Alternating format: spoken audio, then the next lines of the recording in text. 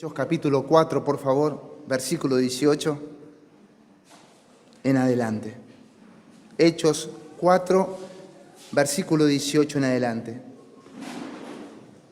Dice así la palabra del Señor. Y llamándolos, les intimaron que en ninguna manera hablasen ni enseñasen en el nombre de Jesús. Mas Pedro y Juan respondieron diciéndoles: juzgad si es justo delante de Dios obedecer a vosotros antes que a Dios, porque no podemos dejar de decir lo que hemos visto y oído. Ellos entonces les amenazaron y les soltaron, no hallando ningún modo de castigarles por causa del pueblo, porque todos glorificaban a Dios por lo que se había hecho, ya que el hombre en quien se había hecho este milagro de sanidad tenía más de 40 años. Tenemos una palabra de oración, iglesia. Muchas gracias, Señor. Gracias primeramente por poder estar en tu casa, con tu pueblo, tu iglesia. Gracias por compartir este privilegio que es exponer, Señor, tus verdades. Suplico, Señor, por tu asistencia, ya que no hay habilidad, Señor, sino apelo a los méritos de Cristo, a su gracia, a su obra, que es suficiente, que es completa. Te agradecemos y oramos para que tu palabra poderosa sea la que produzca en la tierra de nuestro corazón, Señor, el 100, el 60 y el 30 por uno en fruto para tu gloria. Te lo ruego en Cristo Jesús. Amén. Tome su ubicación, por favor, amada iglesia. Realmente es una bendición el poder compartir, el poder verles. Realmente nos bendice, nos anima, nos fortalece.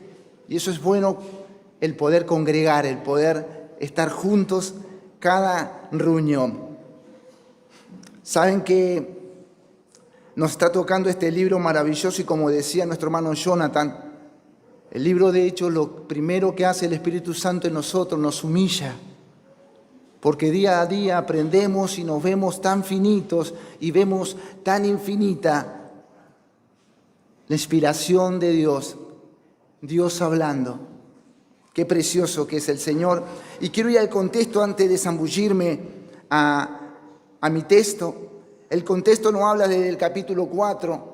Quiero tomar un contexto rápido, a vuelo de pájaro en lo posible, donde vienen saduceos con el policía del templo, que estaba supervisando el templo, y ven el alboroto que estaba causando la predicación del Evangelio.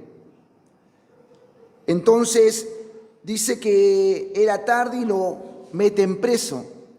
Y esto que acontece es justamente algo particular para los religiosos, ya que los saduceos tenían una conexión, por decirlo así, con Roma y con su política, ya que a la vez se sentían amenazados por lo que estaba pasando, y también estaba pasando algo muy importante para ellos y muy negativo para ellos, ya que se estaba hablando de un Señor, se estaba hablando de un Cristo, y el único Señor para esa época era el César. Y eso le iba a traer problema a estos religiosos. Entonces optan por encerrar a los apóstoles y luego lo iban a estar, por decirle, iban a hacer una reunión en el Sanedrín y le iban a dar, según esa reunión, lo que iba a suceder con ellos. Vemos que lo reúnen en este lugar donde el Sanedrín era de 71 miembros, ¿no? De distintos grupos, como saduceos, como escribas, como ancianos. Y vemos que los reúnen en este lugar, nos dice el contexto, y le hablan en qué nombre estaban haciendo esto. Y hemos visto solo Cristo, porque lo único que explican los apóstoles es el nombre del Señor, la obra de Cristo. Y esto es maravilloso, es precioso, porque le dan todo el crédito a nuestro Señor, a nuestro Salvador. No hablan de lo que ellos hicieron, sino hablan de lo que Cristo hizo por medio de sus vidas. Y así consecutivamente estos hombres, apelando al menosprecio y diciendo que eran hombres del vulgo, como nos está narrando Lucas, gente que no tenía teología rabínica, que no estaban preparados, que no tenían un doctorado en cuanto al sistema judío, gente del vulgo, gente que no era profesional para expresar una predicación, según ellos, ¿no? Y estaban asombrados por el denuedo, estaban asombrados por cómo ellos hablaban justamente la Escritura, y a la vez que se sentían amenazados porque hace poco tiempo a ellos el líder, el Señor de ellos, justamente les pasaba lo mismo, con el mismo espíritu que tenían ellos, con milagros, señales y maravillas, mostrando las credenciales mesiánicas, Jesús. Y ahora ellos mostrando las credenciales apostólicas delante del Sanedrín, delante del pueblo, que glorificaban a Dios por lo que estaba pasando. Bien, ahora ellos van a optar por algo que comienza desde este texto que estamos leyendo, desde el versículo 17, en fin. Estos hacen una reunión particular en unanimidad, se unen para dictarle una sentencia según ellos.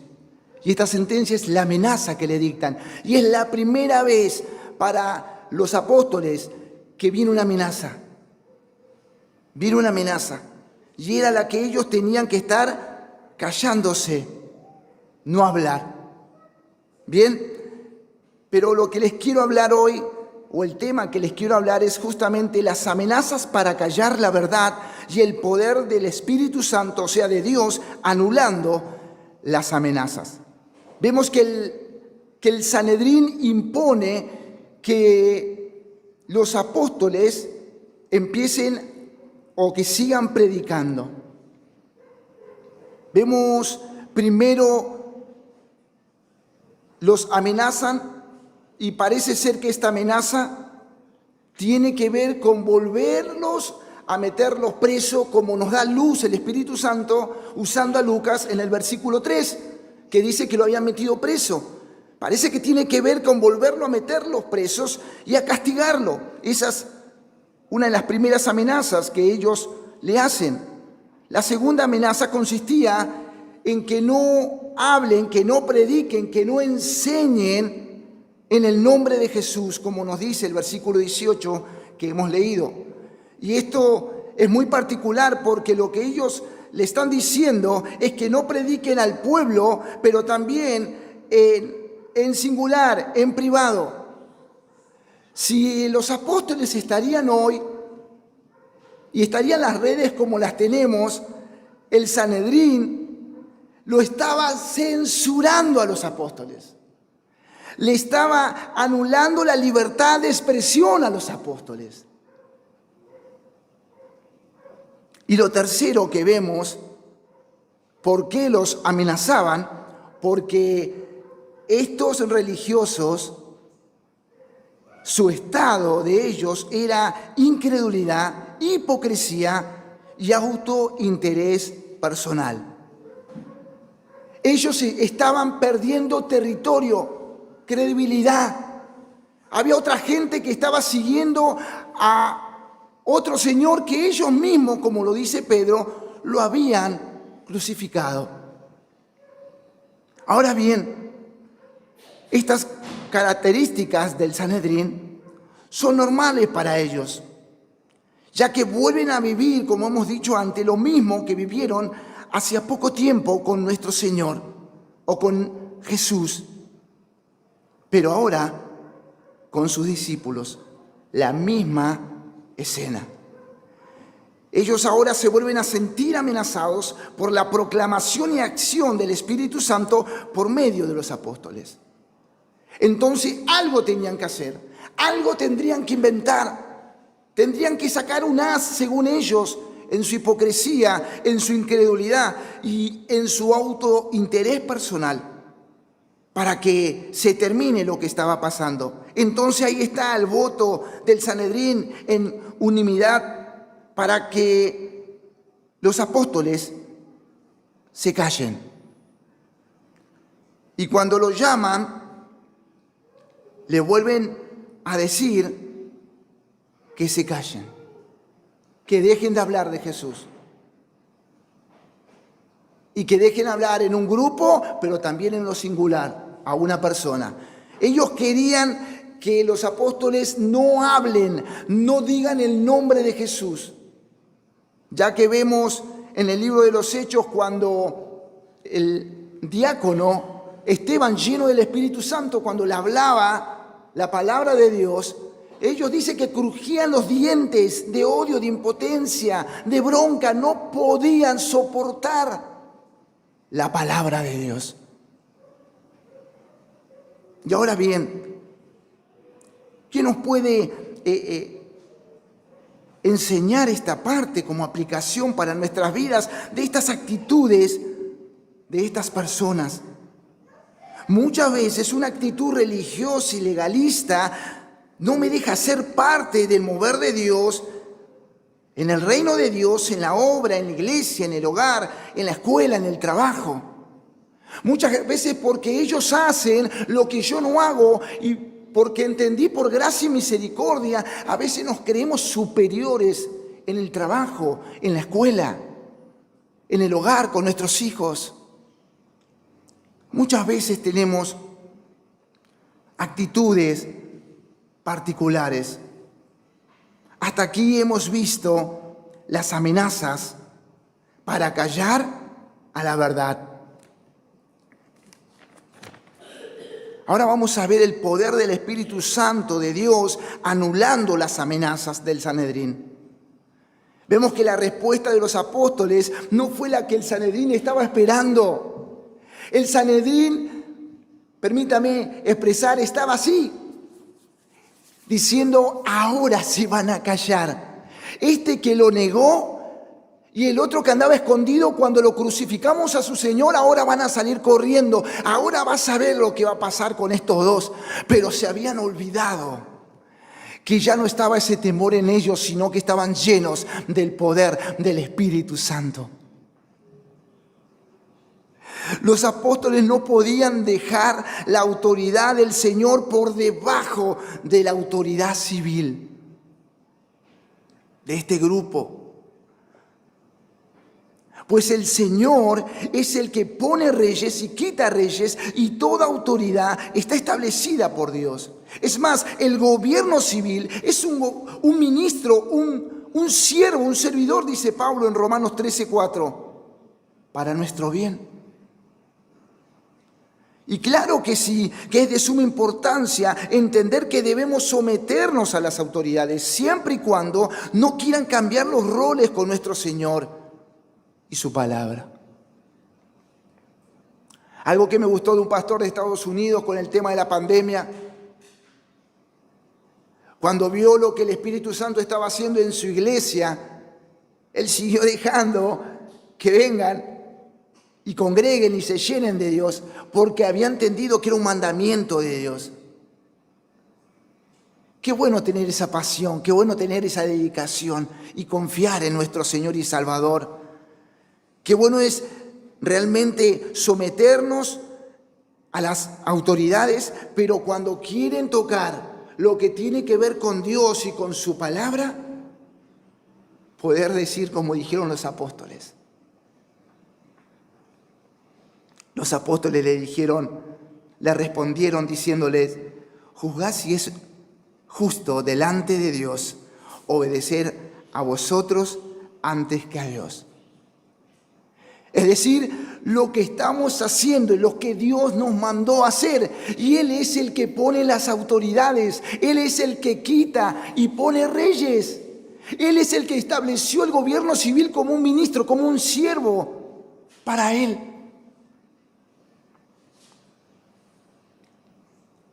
Y esto es maravilloso, esto es hermoso, la pasión, la dedicación de los apóstoles. El reformador escocés John Knox tenía tanto verdadero temor de Dios que nunca se dejaba intimidar por ningún ser humano. Un hombre dedicado a Dios, un hombre apasionado por el poder de la palabra de Dios, del Espíritu Santo. Y cabe aclarar y declarar que lo que vemos en todo Hechos, desde la venida del Espíritu Santo, cuando Pedro comienza a hablarle sobre Joel, sobre la palabra, es solo escritura lo que vemos en Hechos de los Apóstoles. Solo escritura. El mar, el continente de la Escritura plasmándose a través de la predicación del Evangelio. Dios salvando, Dios sanando, Dios haciendo lo que sabe hacer y los hombres como responsables también haciendo su parte. Ahora bien, al confrontar esta agresión, los apóstoles tenían algunas defensas. La primera defensa, un hecho indiscutible. El cojo había sido sanado, no podía negarse, nos dice el versículo 14, el versículo 16 y el versículo 22. Era un hecho indiscutible lo que estaba pasando. El Sanedrín no podía negar, ellos mismos lo dijeron en la reunión íntima. No podemos negar, pero así todo no estaban aceptando que era una obra de Dios. Lo que provoca la incredulidad en la gente, lo que provoca la hipocresía. Segunda defensa, una total fidelidad al Señor. En el versículo 19, si tenían que escoger entre obedecer a los hombres o al Señor, ellos no vacilaban en lo más mínimo. Un hombre de Dios decía: lo que tienen muchos, que les llega más alta, más fuerte la voz de los hombres que la voz de Dios, de la palabra de Dios. Hablando del sometimiento a las verdades y de vivir como Dios nos manda. Había una total fidelidad a ellos. Ellos estaban dispuestos, podría ser que por sus mentes, podría haber pasado, por su mente humana limitada. Juan, puede ser el último momento que estamos, puede ser el último día, podemos terminar como nuestro Señor, pero así todo, a pesar de los temores, a pesar de los miedos, ellos optaron por adorar al Señor y por decirle sí al Señor en fidelidad, en fe, en confianza y no a las amenazas de los hombres.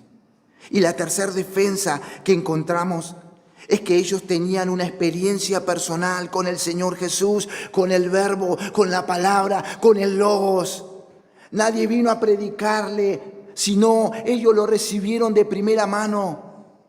El dueño de la fe, el autor de la fe, el dueño de la escritura encarnada, el Verbo, el tabernáculo se hizo carne y habitó entre ellos. Él le habló de Cristo, Él le habló de su reino. Él le habló de lo que tenían que hacer y cómo lo tenían que hacer. Es más, el Señor le decía: van a estar delante de gente, y permítanme explicarles con mis palabras, y no teman porque yo pondré palabra en su boca. Él pelea por su pueblo. Qué bueno es saber que los apóstoles tenían una experiencia personal con el Señor. Ellos lo habían recibido de primera mano. Ellos habían recibido la palabra de Dios de primera mano. Ellos no podían negar lo que habían oído. La sola escritura trae vida en los momentos de presión. En los momentos donde está la presión, en los momentos donde parece que nos vamos a callar, que nos va a pasar algo, es cuando el Espíritu Santo estimula, donde el Espíritu Santo fortalece para que podamos glorificar el nombre del Señor, humillarnos y su nombre sea exaltado para su gloria. ellos habían recibido la palabra, el Evangelio de primera mano. Y este Evangelio es toda la verdad y nada más que la verdad. Y estaban tan seguros que su disposición era jugarse la vida por el Señor Jesús.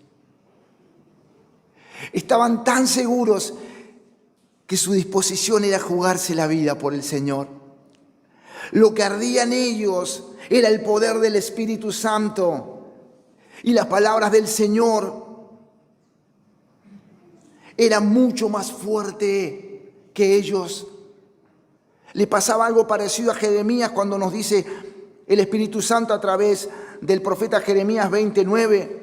Él decía que ya no quería hablarle más por lo rebelde que era el pueblo. Ya no quería hablarle más por lo rebelde que era el pueblo, dice, pero no obstante había en mi corazón como un fuego ardiente metido en mis huesos. Traté de sufrirlo y no pude. Una vida controlada por el Espíritu Santo va a dejar hacer lo que el Espíritu Santo tiene que hacer. Pedro y Juan hicieron lo que el Espíritu Santo quiso que hagan en ese momento y no podían negar a su Señor y a su Salvador. No nos avergoncemos de predicar y de vivir una vida conforme a la imagen del Señor de las Escrituras. Porque el poder del Espíritu Santo anula toda amenaza. En el trabajo, en la escuela, en el hogar, en los vecinos. Él tiene el poder y la autoridad para hacerlo. Y nosotros como responsables sometámonos a ese poder, que es el poder de las Escrituras, es la autoridad bíblica, es la inspiración de Dios para nuestro bien y para su gloria. Tengamos una palabra de oración, por favor, iglesia. Señor, muchas gracias. Muchas gracias por tu palabra. Muchas gracias por